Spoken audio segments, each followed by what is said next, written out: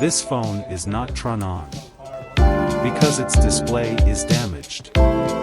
Now going to change the display. Lift the mobile back glass very carefully with a slight hit. Be careful, do not use anything metallic when opening the battery. With plastic tools, try to open the battery.